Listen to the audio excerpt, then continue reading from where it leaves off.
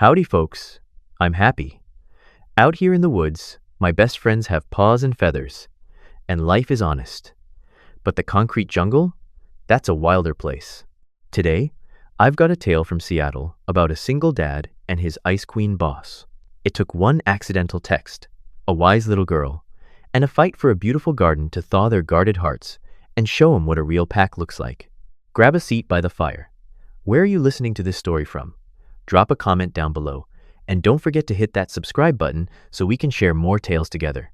The relentless Seattle drizzle beat a soft, rhythmic tattoo against the apartment windows. The city was a canvas of slate grays and deep evergreens, wrapped in a perpetual morning mist that made the coffee in your mug cool just a little too fast.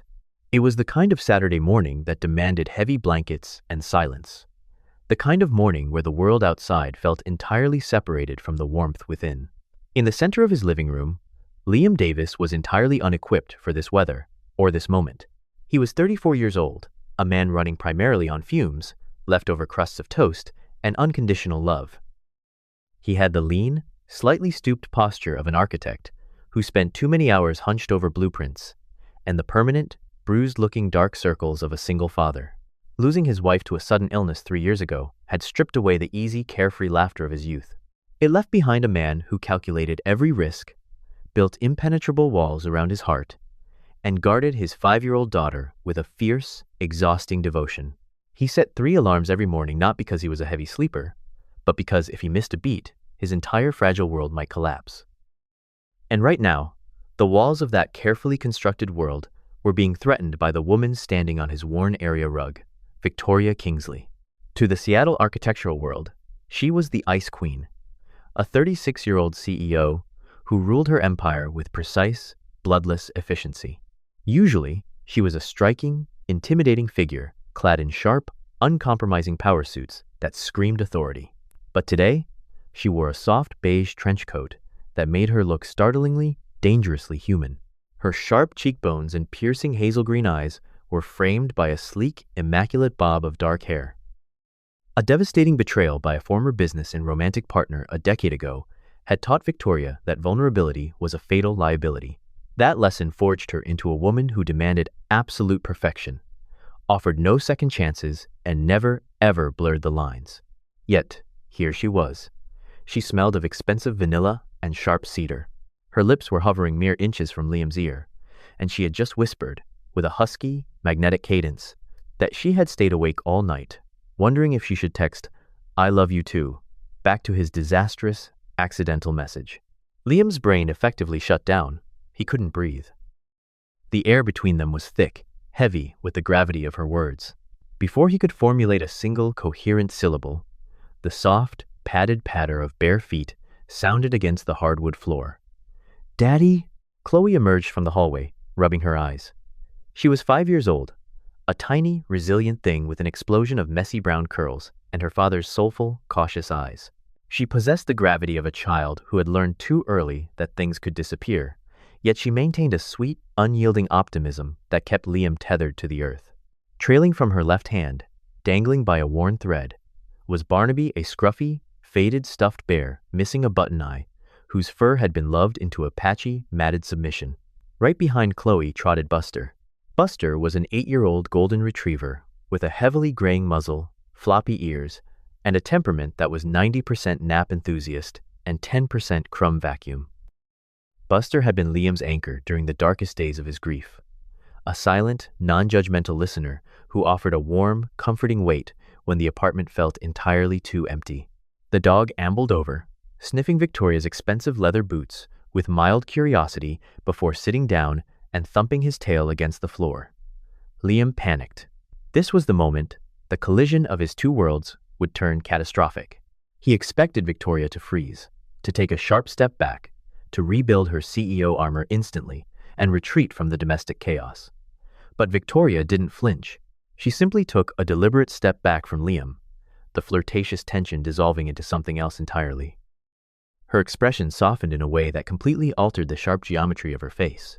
She crouched down, letting the expensive beige trenchcoat pool carelessly on the floorboards, bringing herself exactly to Chloe's eye level. "Hello there," Victoria said.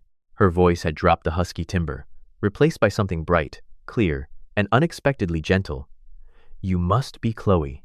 Chloe blinked, looking from the strange woman to the brown paper bag in her hands. "I brought croissants," Victoria offered, holding out the bag. "And I see you brought a very brave-looking bear. What happened to his eye?"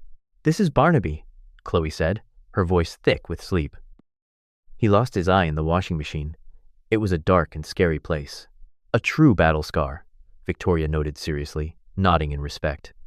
"I'm Victoria. I'm a friend of your dad's. We build very tall buildings together." The breakfast that followed was entirely surreal. Liam moved like a ghost in his own kitchen, pouring coffee and setting out plates, completely mute. He watched as the most feared woman in Seattle real estate broke off pieces of a flaky, buttery pastry for his daughter. Victoria listened with absolute, undivided attention as Chloe explained the structural integrity of a Lego tower she had built the night before. There was no awkwardness, no forced politeness. The warmth in the room was palpable, strange, and deeply intoxicating. For a brief, terrifying 20 minutes, Liam's apartment didn't feel like the chaotic, carefully managed survival bunker of a single parent. It felt, against all logic, like a home. But Monday was always waiting. As the last sip of the Starbucks coffee was finished, and Buster licked the final croissant crumb from the floor, the atmosphere in the room subtly, irrevocably shifted. Victoria stood up. The softness retreated from her features, tucked neatly away, replaced by the crisp, uncompromising posture of the chief executive officer. She walked over to the kitchen counter, reaching into her sleek designer tote bag. She withdrew a thick, manila legal folder and set it down on the marble with a heavy, final thud. "The Emerald Plaza Project," Victoria said, her voice returning to its familiar, cool, and commanding cadence. Liam's stomach tightened.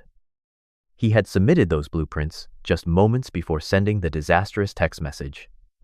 "There is a major complication," she continued, her hazel green eyes locking onto his with absolute authority.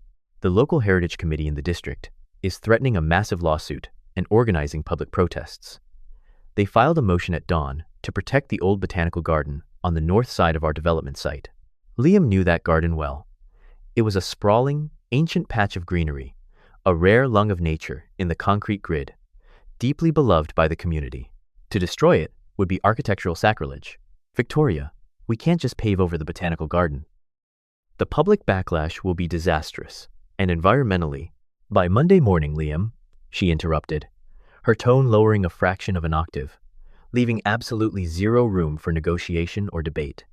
"I need you to find a way to wipe this garden off the map legally. Find a loophole in the zoning laws. Redraw the foundational lines. Do whatever it takes. I want it gone." She turned toward the door, pulling the collar of her coat up against the Seattle chill. The contrast between the woman who had just treated a one-eyed stuffed bear with total respect and the ruthless executive giving him an impossible, heartless order gave Liam a profound sense of whiplash. "Don't let emotions interfere with work," she added coldly, her hand on the doorknob. Then, just as she stepped out into the hallway, she paused. She looked back over her shoulder. The Ice Queen vanished for a fraction of a second, replaced once more by the woman from the living room. She gave him a slow, deliberate, heart-stopping wink. "See you Monday, Liam." The door clicked shut. Liam was left standing in the quiet kitchen, the faint, sweet scent of vanilla still lingering in the air. Chloe was happily showing Buster a drawing, oblivious to the storm that had just passed through. Liam stared at the legal file sitting on his counter, caught in a chaotic crossfire. He was torn between the terrifying, dizzying hope of a man who hadn't allowed himself to feel anything in years, and the heavy dread of an architect who had just been ordered to destroy a piece of the city's soul. Chapter 2. Professional Boundaries Under the Rain. The relentless Seattle rain followed Liam into the sterile, hyper-modern lobby of Kingsley & Partners on Monday morning.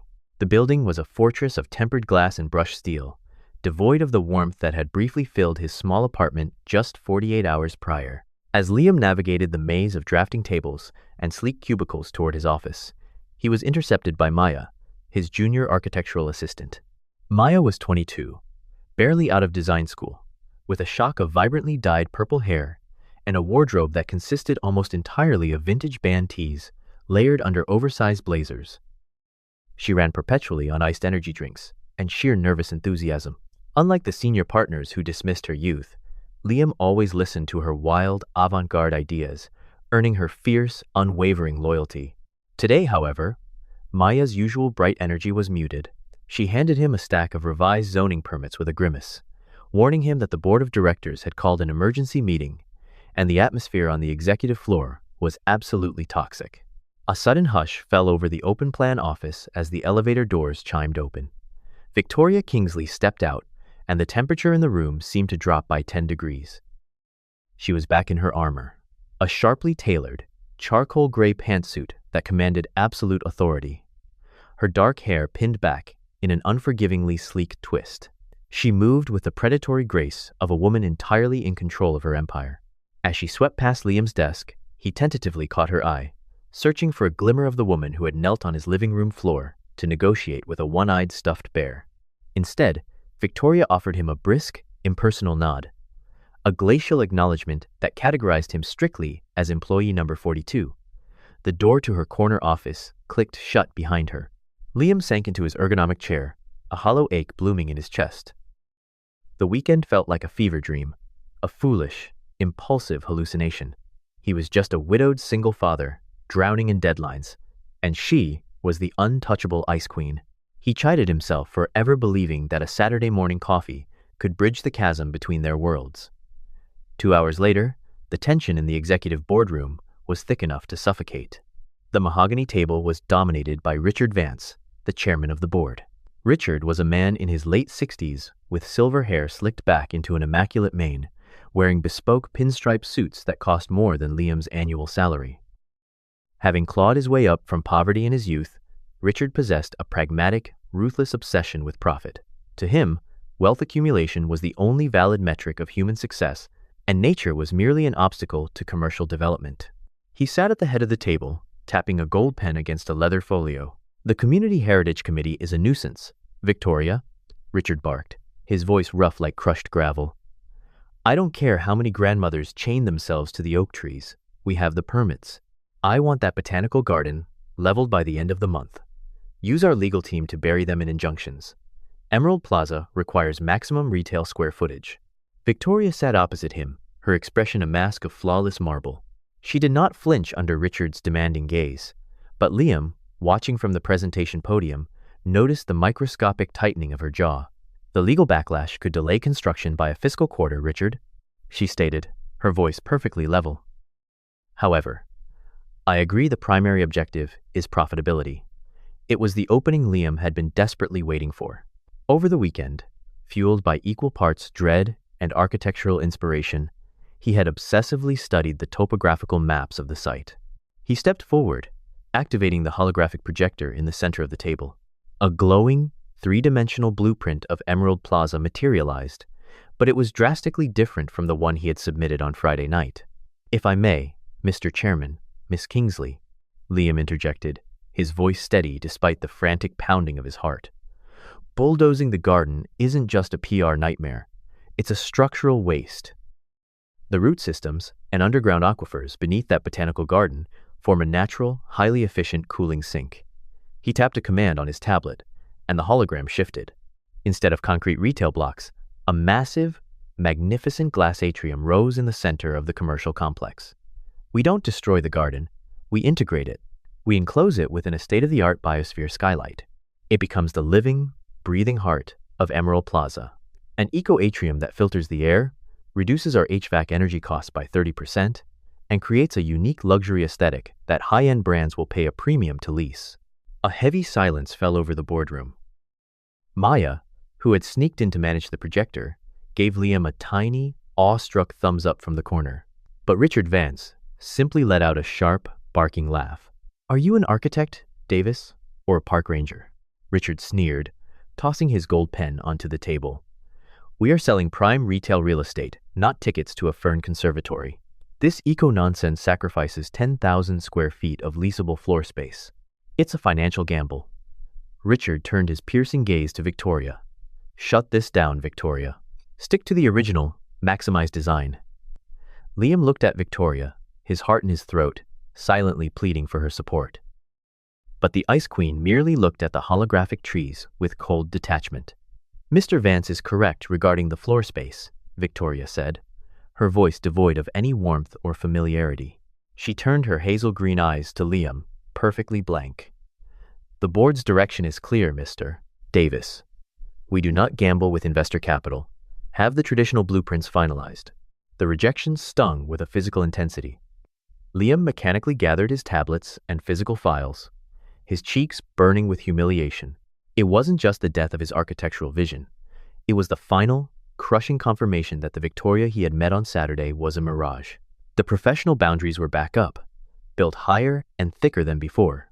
He returned to his desk on the main floor, ignoring Maya's sympathetic offerings of herbal tea. Outside, the Seattle rain continued its miserable descent against the glass. He dropped the heavy, physical design folder Victoria had handed back to him onto his drafting table. As the cover flipped open, a small piece of yellow paper fluttered out, catching his eye. Liam frowned. It was a standard, unmarked, sticky note, pressed neatly against the corner of his rejected biosphere rendering. He leaned in, his breath hitching. Written in sharp, elegant, unmistakable cursive handwriting were two distinct sentences. The first made the corners of his mouth twitch. Office coffee is terrible today. Remember Saturday's Starbucks? But it was the second line, written with a heavier press of the ink, that made Liam's pulse race with sudden, explosive adrenaline. Ignore Richard. I am giving you exactly 3 days to prove to me this eco-atrium generates a 15% higher ROI than retail floor space. Do not disappoint me. V. Liam stared at the note, his thumb lightly brushing the ink. Across the office, through the glass walls of the executive suite, Victoria was standing by her window, looking out at the rain. For a brief second, she turned her head, her eyes locking onto his through the expanse of the crowded office. She didn't smile, but the subtle, powerful shift in her gaze told him everything he needed to know. She was playing the corporate game to survive the board, but she was silently banking her entire empire on him. Chapter 3. Eco Blueprints and a Melting Heart. The relentless 3-day deadline set by Victoria's secret sticky note transformed the daunting Emerald Plaza project into a frantic, high-stakes race against time. To understand the true value of the land they were fighting to save, Liam and Victoria quietly left the sterile corporate tower on Tuesday afternoon to conduct an unofficial site inspection of the old Seattle Botanical Garden. The rain had briefly paused, leaving the air heavy with the rich, intoxicating scent of damp earth, crushed pine needles, and blooming hydrangeas. As they navigated the winding, moss-covered pathways, they were intercepted by Elias Thorne, the garden's head groundskeeper. Elias was a stout, 70-year-old man whose deeply wrinkled skin resembled the weathered bark of the ancient oak trees he so lovingly tended. He wore faded denim overalls and a worn canvas hat, his large hands calloused from decades of digging in the dirt. Having lost his wife to a sudden illness 15 years ago, Elias had poured his entire soul into the garden, treating every fern and blossom as a living monument to her memory. Unaware of Victoria's true identity as the CEO threatening his sanctuary, Elias greeted them warmly. With a gentle, raspy voice, he guided them beneath the sprawling canopy of a century-old weeping willow, recounting the profound history of the grounds. He spoke of the countless community weddings held by the lily pond, the generations of neighborhood children who had learned to walk on the soft grass, and the quiet solace the garden provided to grieving widows and stressed workers alike. For the first time in her brilliant, numbers-driven career, Victoria Kingsley found herself entirely captivated by a metric that could not be quantified on a spreadsheet. Usually, she looked at a plot of land and saw only leasable square footage and profit margins. But standing beside Liam, listening to the quiet, dignified passion of a man who cherished the earth, the cold calculations in her mind dissolved. She felt the profound spiritual and emotional weight of the community. As they walked back to her sleek black town car, Victoria stepped a few paces away from Liam, pulling out her phone. Her voice dropped to an urgent, commanding whisper as she bypassed her usual corporate bankers and directly contacted Julian Sterling. Julian was an eccentric, reclusive billionaire venture capitalist known for his aggressive investments in green technology and eco-philanthropy. A tall, strikingly sharp man who wore tailored linen suits, even in winter, and despised traditional corporate greed. Victoria used every ounce of her formidable influence, calling in old favors to secretly negotiate a massive funding channel with Julian's green investment firm. She was quietly, dangerously laying the financial groundwork to bypass her own board of directors and fund Seattle's first eco-mall, clearing the path for Liam's visionary blueprint. To finalize the complex structural designs and integrate the newly secured green ROI projections within their brutal deadline, the boundaries of the workplace had to be erased. Victoria began arriving at Liam's apartment every evening after corporate hours. The transformation was startling. The impenetrable ice queen of Kingsley and Partners vanished the moment she crossed his threshold. She discarded her sharp, intimidating power suits for soft, oversized cashmere sweaters, her dark hair pulled up into a messy, casual knot.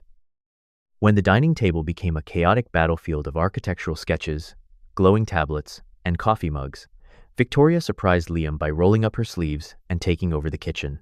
She proved to be an excellent cook, effortlessly whipping up late-night pasta and rich sauces while Chloe sat on the counter, chattering away about her day. Even Buster, the golden retriever, seemed to sense the shift, abandoning his usual spot by the heater to rest his heavy, graying head affectionately on Victoria's bare feet. For Liam, watching his boss chop basil while laughing at a 5-year-old's jokes was a surreal, beautiful domesticity he hadn't experienced in years. The turning point arrived on Thursday night, the final evening before the revised proposal was due. Shortly after midnight, a soft, distressed whimper echoed from the hallway. Chloe had woken up with a sudden, mild fever, her small cheeks flushed and her eyes glassy. Liam immediately slipped into his practiced, anxious, single-father mode, rushing to the bathroom for medicine and a thermometer. But Victoria didn't politely excuse herself or retreat to the living room. Instead, she followed him into the child's bedroom. With surprising tenderness, she sat on the edge of Chloe's small bed, gently placing a cool, damp washcloth against the little girl's burning forehead. She softly hummed a nameless lullaby, her fingers gently stroking Chloe's messy brown curls until the child's breathing evened out and she slipped back into a peaceful sleep. After ensuring Chloe was safe, Liam and Victoria quietly retreated to the living room.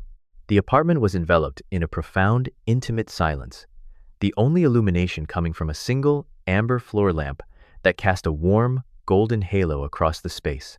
Victoria sank into the worn fabric of the sofa, suddenly looking very small and incredibly exhausted. The perfection she wore like armor had completely cracked. "I didn't know how to do that," Victoria whispered, staring down at her trembling hands. "Be soft. Care for someone without an agenda." Liam sat beside her, keeping a respectful distance but turning his body entirely toward her. "You were a natural, Victoria. Chloe adores you." She shook her head, a bitter smile touching her lips. "I wasn't always this cold, Liam. 10 years ago, there was a man, Marcus." Her voice tightened at the name. "He was charming, brilliant, and I thought he loved me. I gave him everything access to my family's legacy, a seat on my board, the keys to my life, and he systematically exploited it all. He used my wealth to leverage his own position, nearly bankrupted my father's firm, and walked away without a second glance." She looked up, her hazel green eyes shimmering with unshed tears. "He taught me that love is a transaction, and vulnerability is a liability. So, I locked the doors. I became the Ice Queen because ice doesn't bleed." Liam felt a profound ache in his chest, completely understanding the heavy burden of carrying a broken past. "But then, I came here," Victoria continued, her voice dropping to a fragile whisper. "I watched the way you look at Chloe, the way you care for her, the way you fight for this garden, the way you build things not just for profit, but for life. It made me realize how terribly empty my perfect world is. You made me want a real home, Liam." The space between them crackled with an unspoken, undeniable magnetic pull. Liam didn't overthink it. The cautious, terrified single father faded away, leaving only a man deeply in love with the woman sitting beside him. He reached out, his rough, pencil-calloused fingers gently tracing the line of her jaw before he softly took her hand, intertwining their fingers. Victoria let out a shaky breath, leaning into his touch. Slowly, under the warm, amber glow of the living room lamp, Liam leaned in and pressed his lips to hers. It was a gentle, deeply tender first kiss, tasting of late-night coffee and unspoken promises, a quiet collision of two guarded hearts finally daring to melt. Chapter 4. The Rift of Insecurities. The lingering warmth of Thursday night's kiss carried Liam through the rest of the week in a daze of cautious optimism. For a fleeting moment, the cramped walls of his apartment felt less like a survival bunker and more like a sanctuary. However, reality has a cruel habit of reasserting itself just when the guard is down. The fragile bubble burst on Sunday morning with 3 sharp, authoritative raps on his front door. Liam, holding a spatula and wearing a stained apron, opened it to find Helen Miller standing on his welcome mat. Helen was Liam's former mother-in-law, a woman constructed entirely of sharp angles and unresolved grief. In her late 50s, with severely bobbed ash blonde hair and a rigid posture wrapped in an immaculate, expensive cashmere trench coat, Helen possessed a hypercritical gaze that missed absolutely nothing. Ever since her daughter's passing, Helen had channeled her mourning into a fierce, suffocating micromanagement of Liam's parenting, constantly assessing his worthiness to raise her granddaughter. Helen didn't wait for an invitation. She pushed past Liam into the living room, her eyes immediately scanning the chaotic landscape of scattered Lego bricks, mismatched socks, and a stack of final notice utility bills sitting on the kitchen counter. She turned to Liam, her expression tightening into a mask of bitter disappointment. "I saw the black town car idling outside your building at 1 a.m. on Thursday, Liam. The whole neighborhood knows whose it is," Helen began, her voice a low, lethal hiss that ensured Chloe wouldn't hear from the other room. "Victoria Kingsley? Are you out of your mind? You are a widowed father, not a boy toy for some bored corporate billionaire." Liam stiffened, the spatula trembling in his grip as he tried to defend himself, but Helen cut him off mercilessly. "Look at this place. Look at you. You are so busy chasing a woman who lives in a penthouse that you're neglecting reality. Chloe needs stability and a present father, not a man trying to play in a league he can't afford.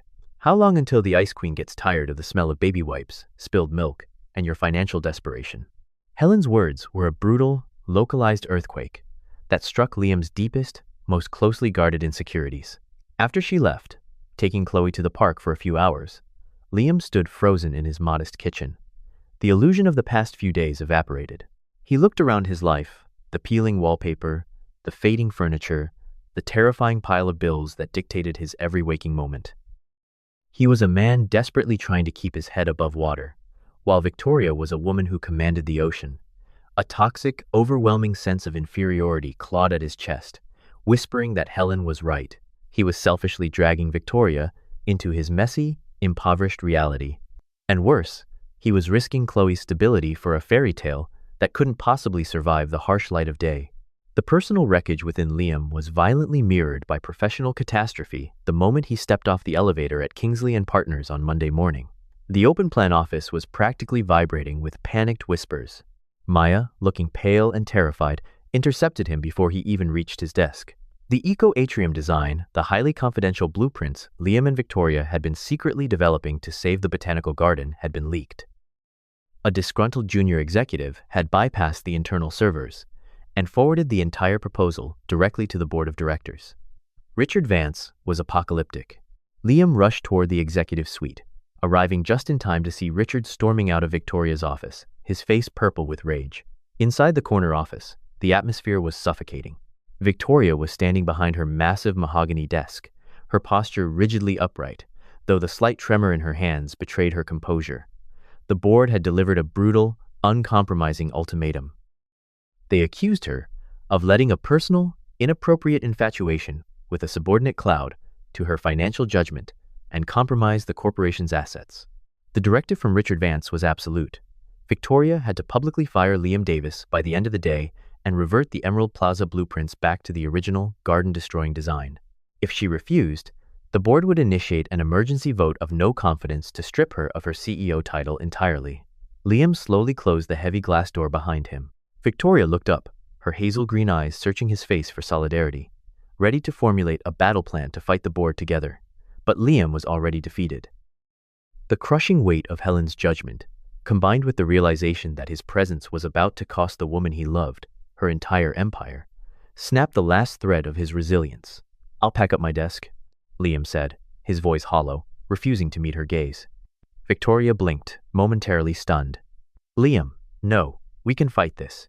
Julian Sterling is reviewing the funding proposal. We just need to buy a little more time." "There is no more time, Victoria," Liam snapped, the volume of his voice startling them both. He paced the floor, his frustration and deep-seated shame boiling over. "Look around you. Look at this office, this company. This is your life. And I am just a guy who spent Sunday morning calculating which groceries to skip so I could pay the electricity bill. The board is right. Helen is right. I am a liability to you." Victoria stepped out from behind her desk, her expression twisting with genuine hurt. "Who is Helen? What are you talking about? I don't care about the board or the money. I care about what we built over the last week. It was a fantasy? Liam retorted, stepping back to put physical distance between them, knowing that if he touched her, his resolve would crumble. We are in two completely different worlds. You need an equal. You need someone who belongs in these glass towers, who can stand next to you in a boardroom without pulling you down. You don't need a man who is scraping together pennies for his daughter's kindergarten tuition. The words struck Victoria with the force of a physical blow. The soft, vulnerable woman who had kissed him under the amber lamp, who had tenderly cooled a sick child's fever, shattered instantly. The trauma of her past, of being told her worth, was inherently tied to her status, of being abandoned when she lowered her guard, rushed back to fill the void. Liam watched, his own heart tearing to shreds, as the Ice Queen's armor rapidly reformed. Victoria's posture straightened, her jaw locking into a rigid, unforgiving line. The warmth drained entirely from her hazel green eyes, leaving behind a glacial, impenetrable stare. I see, Victoria said, her voice dropping to a terrifyingly calm, absolute zero. She walked back around her desk and sat down, picking up a silver pen with clinical detachment. If that is your final assessment of your own worth, Mr. Davis, I will not argue with you. Your resignation as chief architect is accepted, effective immediately. Security will escort you out of the building. Goodbye. Liam stood there for a torturous second, the finality of the moment suffocating him. He had done the responsible thing. He had protected his daughter, and he had saved Victoria's career. So why did it feel like he had just destroyed the only truly beautiful thing left in his life? Without another word, Liam turned and walked out of the office, leaving Victoria Kingsley completely alone in her glass tower once more. Chapter 5. The Queen's Gambit. The stinging rejection in the executive office should have been the end of it. For 48 hours, Victoria Kingsley reverted to the impenetrable, calculating CEO she had spent a decade perfecting. She threw herself into financial models and risk assessments, operating with a cold, ruthless efficiency that terrified her staff. Yet, the silence of her immaculate penthouse was deafening. Every time she closed her eyes, she didn't see the betrayal of her past. She saw the devastating, hollow look in Liam's eyes when he surrendered his own happiness to protect her. She realized, with a sudden, fierce clarity, that Liam hadn't pushed her away because he didn't love her. He had pushed her away because he had been conditioned by a cruel world and a toxic mother-in-law to believe he wasn't worthy of her. Victoria had spent her entire life defending herself against people who wanted to take advantage of her power, but she had never fought for someone who was terrified of it. That changes today, she decided.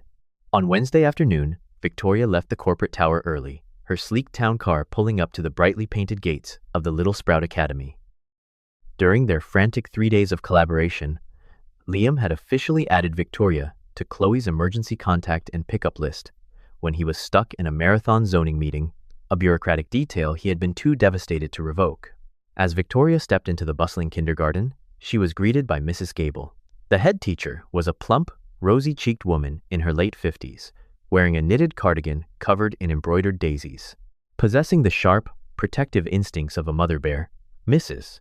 Gable scrutinized Victoria's tailored designer coat for a moment, cross-referencing her ID with the clipboard before offering a warm, knowing smile and calling Chloe over. The 5-year-old sprinted down the hallway, her messy brown curls bouncing, clutching Barnaby the one-eyed bear. Her face lit up with pure, unfiltered joy at the sight of Victoria, completely oblivious to the adult heartbreak that had fractured her father's world. 15 minutes later, they were seated in a colorful booth at a vibrant local ice cream parlor. Victoria, ignoring the potential ruin of her silk blouse, patiently wiped a smear of chocolate fudge from Chloe's chin. The little girl swung her legs happily, taking a massive bite of her sundae before her bright eyes clouded with a sudden, innocent sadness. Daddy hasn't been drawing his tall buildings, Chloe mumbled around her spoon, looking down at her melting ice cream. He just sits on the couch in the dark. And he was crying yesterday. Victoria's heart seized, her breath catching in her throat as she gently set her napkin down. Daddies cry sometimes, sweetheart. It just means they have big feelings, Victoria said softly, trying to keep her voice steady. Chloe nodded solemnly, tracing a sticky finger on the table. I asked him if you were still going to build houses with us, the child continued, her voice possessing that heartbreaking gravity only children can muster. He said no. He said he isn't good enough to be your groom. He said princesses only marry princes, and he's just a regular dad. The words hit Victoria with the force of a freight train. The Ice Queen's armor didn't just crack, it completely shattered into dust. Hearing Liam's deepest, most agonizing insecurities voiced through his 5-year-old daughter ignited a fierce, protective fire within her soul. He had sacrificed his career and his heart because he thought he was pulling her down. He was wrong. She wasn't a princess waiting in a tower. She was a queen who owned the board. And she was not about to let a few stupid, societal barriers steal the only man who had ever made her feel like she had a home. Armed with a renewed, ferocious determination, Victoria strode into the Kingsley and Partners executive boardroom at 9 o'clock on Thursday morning. The atmosphere was incredibly hostile. Richard Vance sat at the head of the mahogany table, looking exceedingly smug, ready to accept her formal surrender and the reinstatement of the traditional, nature-destroying blueprints. Beside him sat Harrison Locke, the firm's chief financial auditor. Harrison was a skeletal, sharp-eyed man in his late 50s, with thinning gray hair and a permanent scowl. He viewed the world entirely through spreadsheets and risk mitigation, possessing absolutely zero imagination and a legendary disdain for unproven architectural concepts. As Victoria stood at the head of the table, she didn't project the demeanor of a woman on the verge of being ousted. She looked like a conqueror. She bypassed the standard pleasantries and instantly brought up the holographic projector, displaying Liam's breathtaking eco-atrium design in brilliant, glowing detail. "I am not firing the chief architect, nor are we destroying the botanical garden," Victoria announced, her voice echoing off the glass walls with absolute authority. Richard Vance slammed his hand on the table. "Then we are invoking the vote of no confidence, Victoria. You are letting a ridiculous romantic infatuation bankrupt this firm." Victoria didn't flinch. She tapped her tablet, and the hologram shifted from architectural renderings to a dizzying, flawlessly constructed web of financial analytics. "You want to talk about bankruptcy, Richard? Let's talk about market evolution," she countered smoothly. She directed her gaze entirely to Harrison Locke, knowing he was the key to swaying the remaining board members. "The traditional retail model is dying. Consumers are demanding experiential, sustainable luxury. I have spent the last 48 hours analyzing market trajectories. Integrating the botanical garden into an eco-atrium doesn't lose us leasable space.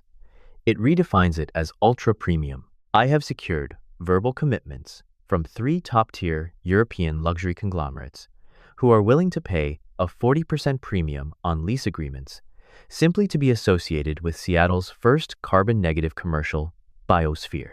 Harrison Locke leaned forward, his sharp eyes narrowing as he scrutinized the projected numbers, his calculating mind furiously trying to find a flaw in the math. "These projections are highly aggressive, Miss Kingsley," Harrison rasped, tapping his pen. "If the eco-infrastructure fails or the luxury brands pull out, the financial liability will cripple our quarterly earnings. The risk profile is entirely unacceptable for the board to shoulder." Victoria smiled, a dangerous, triumphant curve of her lips. She had anticipated this exact argument. "The board won't shoulder the risk, Harrison," she stated, her voice dropping to a cool, lethal whisper. "I will." She slid a legally binding document across the mahogany table. "Julian Sterling's green investment firm is covering the initial construction deficit, and to cover any potential operational losses, I am putting up my personal majority shareholding in Kingsley and Partners as collateral. If Liam Davis's design fails to yield a 15% higher ROI within the first 3 years, my shares revert to the board, and I will walk away with nothing." A stunned, absolute silence descended upon the boardroom. Richard Vance's jaw practically unhinged. To risk a multi-million-dollar personal empire on a single, radical architectural design was an unprecedented move of sheer corporate lunacy or absolute genius. Harrison Locke meticulously read over the collateral agreement, his skeletal fingers tracing the signature. Slowly, the auditor looked up, a rare glimmer of profound respect in his eyes. He closed the folder. "The math is unassailable, and the risk to the firm is mitigated," Harrison declared to the room, completely undercutting Richard's authority. "The audit committee approves the Emerald Plaza eco-atrium."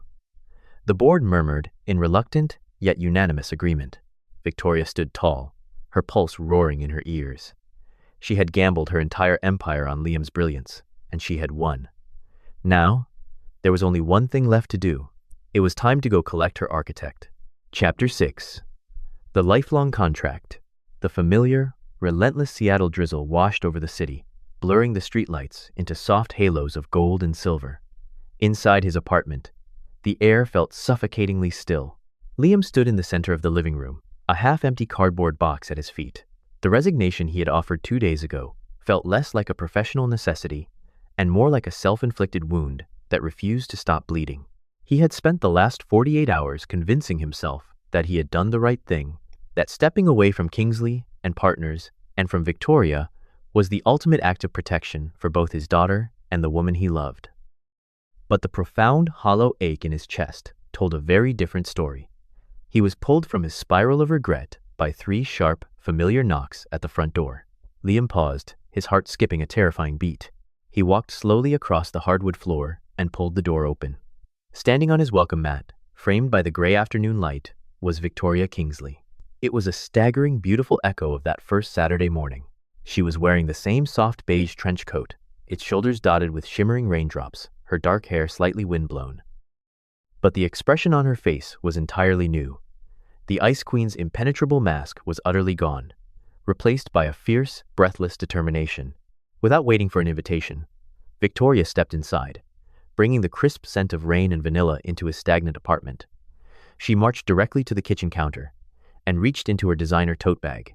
Instead of a stack of zoning permits or a severance package, she withdrew a thick, leather-bound legal contract and threw it onto the marble island with a heavy, resonant thud. Liam stared at the document, then up at her, completely bewildered. "Victoria, what is this? I told you, I resigned." "You need to let me—" "The project is approved," Victoria interrupted, her voice ringing with absolute, unshakable authority. "The board accepted the eco-atrium blueprints. I use my personal shares to leverage the financial risk, and Julian Sterling's capital is secured." She took a step closer, her hazel-green eyes locking onto his with a burning intensity that made Liam's breath hitch. "And I am not firing you, Liam, nor am I accepting your resignation." Liam shook his head, a desperate, defensive reflex. "You don't understand. The risk to your career, the difference between our lives." "Stop," Victoria commanded gently, closing the remaining distance between them until they were mere inches apart. She reached out, her hands resting firmly on his chest, feeling the frantic, hammering rhythm of his heart. "I have a new agreement, a non-negotiable contract." She looked up into his eyes, laying her entire soul bare in the quiet living room. "I am going to invest my entire heart, my time, and all of my patience into you and Chloe. I am going to build a home with you. But in return, you are never allowed to let your insecurities dictate our worth. You are never allowed to feel inferior. And you are never, ever allowed to leave me again." The walls that Liam had spent years meticulously building, the walls of grief, of financial anxiety, of a widowed father's terrifying burden, crumbled into dust. The overwhelming realization that he didn't have to carry the weight of the world alone, that he was deeply and profoundly worthy of the extraordinary woman standing in front of him, finally broke him. A choked sob escaped his throat. Liam reached out, pulling Victoria into a desperate, crushing embrace. He buried his face in the crook of her neck, tears of absolute relief and overwhelming love spilling over his eyelashes. Victoria held him just as fiercely, her fingers tangling in his hair, anchoring him safely to the shore. In that quiet, rain-swept apartment, the barriers of class, fear, and past traumas were entirely washed away, leaving only a foundation strong enough to build a lifetime upon. 2 years later, the notorious Seattle rain gave way to a brilliant, unblemished sapphire sky. Downtown, the intersection of 4th and Pike was entirely cordoned off, swarming with hundreds of flashing cameras, city officials, and eager locals. The grand opening of Emerald Plaza was the most anticipated event of the decade. Rising toward the sky was not a traditional, concrete retail monstrosity, but a breathtaking architectural marvel. The structure was a magnificent cathedral of sweeping glass and brushed steel, curving organically to enclose the true masterpiece, the ancient botanical garden, preserved and thriving in the very center of the complex. The colossal eco-atrium filtered natural sunlight down onto the century-old weeping willows, meandering stone paths, and the original lily pond, seamlessly blending high-end luxury boutiques with the tranquil, breathing soul of nature. Standing near the press barricades was Sarah Jenkins, the notoriously brutal architecture critic for the Seattle Times. Sarah was a tall, angular woman in her late 50s, identifiable by her signature red-rimmed glasses and a permanent scowl of artistic dissatisfaction. Usually, she tore modern commercial developments to shreds in her columns. But today, Sarah simply stared up at the biosphere skylight, her notebook forgotten in her hand, visibly awestruck by the sheer, audacious brilliance of the design that managed to honor the past while pioneering the future. On the elevated stage, set before the massive glass entrance, the ribbon-cutting ceremony was reaching its crescendo. Liam Davis, dressed in a sharply tailored navy suit, looked out over the massive crowd. He was no longer the exhausted, fearful single father hiding in a cubicle. He was the visionary chief architect of the city's greatest landmark. Beside him stood Victoria, radiant in an emerald green silk dress that perfectly matched the spirit of the plaza. She projected power, not through coldness, but through an undeniable, luminous confidence. As the mayor finished his concluding remarks, Liam reached out. In full view of the flashing cameras, the skeptical investors, and the entire city, he firmly and proudly intertwined his fingers with Victoria's. She squeezed his hand, her hazel green eyes turning to him with a look of boundless, unconditional love. "Ready, Mr. Davis?" she whispered, her voice carrying the same husky warmth from that fateful Saturday morning. "Always, Miss Kingsley," he replied, a brilliant smile breaking across his face. Together, they stepped forward and cut the thick ceremonial ribbon, sending a shower of sustainable, biodegradable confetti into the bright morning air. The crowd erupted into deafening applause. Liam's gaze immediately dropped to the front row of the VIP seating area. Sitting there, dressed in a bright yellow sundress and missing a front tooth, was 7-year-old Chloe. She was clapping so hard, her messy brown curls bounced wildly around her shoulders. Buster the golden retriever lay lazily at her feet, panting happily in the sun. Catching their attention, Chloe stood on her tiptoes, waving her arms enthusiastically over the barricade. "Mom, Victoria! Dad!" "You did it!" the little girl cheered, her joyful voice cutting through the roar of the applause. Hearing Chloe call her Mom still sent a profound, beautiful thrill straight to Victoria's heart. Victoria laughed, a bright, genuine sound that echoed the absolute perfection of the moment. She leaned her head against Liam's shoulder as they waved back to their daughter. The journey from a disastrous, misdirected text message to this triumphant, sunlit morning had been paved with fears and fractured pasts. But looking at the magnificent glass atrium soaring above them and the beautiful, chaotic family waiting for them in the front row, Liam knew they had built exactly what they set out to create. It was a masterpiece of a career, and a perfectly designed, completely unbreakable love story. The story we just shared reminds us that life is full of unexpected moments. Sometimes, the very walls we build to protect our hearts end up keeping out the love we desperately need. Just like Liam and Victoria, we all carry insecurities and past hurts. In our everyday lives, it is so easy to feel like we are not enough or that our burdens make us unworthy of a happy ending. But true love does not ask for perfection. It simply asks for you to show up, lower your guard, and be willing to build something beautiful together. Your flaws do not make you a burden. They make you human. Please share this video with someone who might need a gentle reminder that they are worthy of love just as they are. Leave a comment to let me know how this story made you feel. And please subscribe to the channel so we can continue bringing you more heartfelt stories. May God bless you and your family. May He give you the courage to open your heart and the strength to overcome any storm. If you believe that love can rebuild even the most guarded hearts and bring true peace to our lives, please comment Amen below.